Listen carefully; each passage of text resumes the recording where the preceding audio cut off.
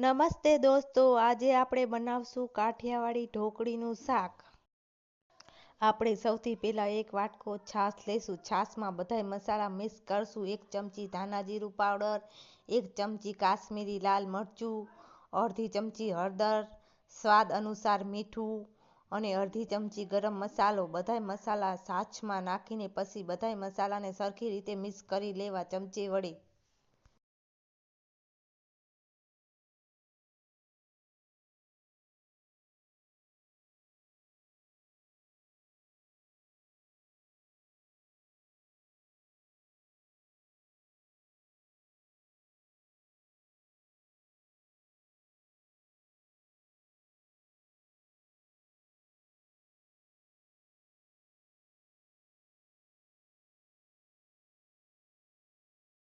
હવે આપણે એક તપેલી લેશું. તપેલીમાં જે આપણે છાશ ઓગાળીને રાખી હતી મસાલાવાળી, એ છાશ તપેલીમાં નાખી દેશું.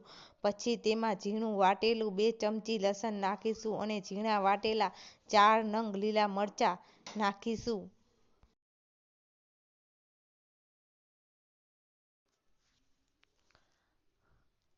હવે આપણે છાશમાં બધાય મસાલા આપણે નાખી દીધા છે. હવે છાશમાં 2 ચમચી તેલ નાખીશું. 2 ચમચી તેલ નાખવાથી આપણે છાશ ઉકળી જાય પછી અંદર ચૈનાનો લોટ નાખીશું. તેમાં ગાંગળિયું ન પડે તે માટે આપણે તેલ નાખવું જરૂરી છે. હવે છાશ ઉકળી ગઈ છે. હવે તેમાં ચૈનાનો લોટ નાખી દઈશું. ચૈનાનો લોટ નાખ્યા પછી તેને વેલણ વડે હલાવી લેશું.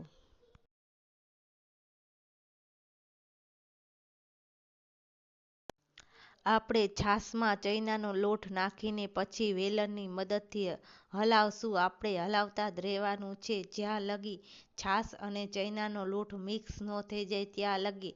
પછી બધું બરાબર મિક્સ થઈ જાય પછી તેમાં ગેસ ધીમો કરી લેવાનો છે અને ધીમા ગેસે ચડવા દેવાનું છે. એક થાળી ઢાંકીને તેને બફાવા દેવાનું છે.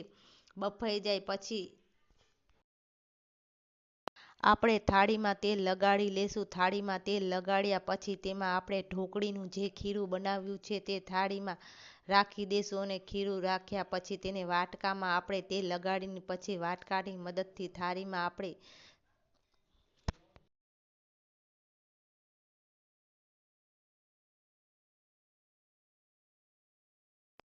આપણે વાટકા વડે ઢોકળીનું ખીરું છે તે સરખું પાથરી દઈશું. સરખું પથરાઈ જાય પછી ઠંડુ થઈ જાય પછી તેને એક ચાકા વડે તેના કટકા કરી લેશું અને કટકા કરીને નાના નાના કટકા કરીને પછી તેને ઢાંકીને થાળીમાં રાખી દેશું.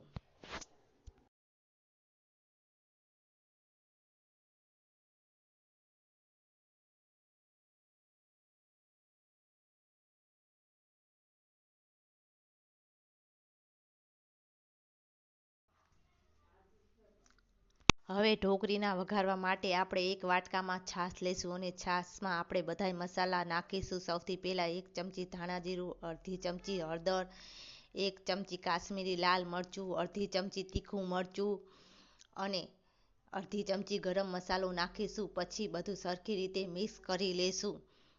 આ છાશ આપણે ઢોકળીમાં વઘારવા માટે લેવાની છે.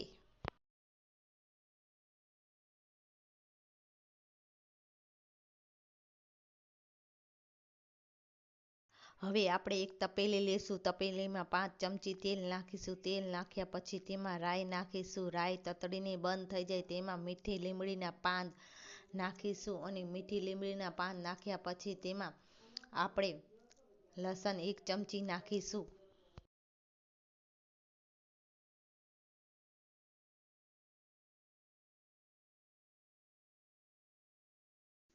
1 ચમચી લસણ નાખ્યા પછી આપણે વઘાર માટે જે છાશ તૈયાર કરી હતી એ છાશ નાખી દઈશું અને છાશ નાખ્યા પછી આપણે તેને ધીમા તાપે ઉકળવા દઈશું. છાશ ઉકળી જાય ત્યાં લગી આપણે તેને ઢાંકીને રાખી દઈશું.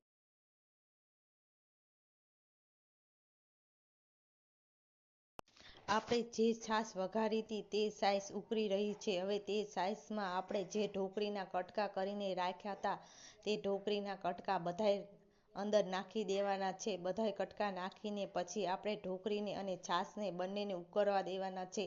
સરખું ઉકળી જાય અને સરખી ઢોકળી ચડી જાય પછી તેને હવે ઢોકળીનું શાક તૈયાર થઈ ગયું છે. હવે તેને ગરમા ગરમ એક વાટકામાં કાઢીને તેના માથે કોથમરી નાખીને તેને જમવા માટે તૈયાર છે. હવે તેને રોટલી, રોટલો કે પરોઠા સાથે સર્વ કરી લો અને પછી તમે ઘરે આ ઢોકળીનું શાક બનાવજો અને કમેન્ટ કરજો અને કહેજો તમને મારો વિડીયો કેવો લાગ્યો.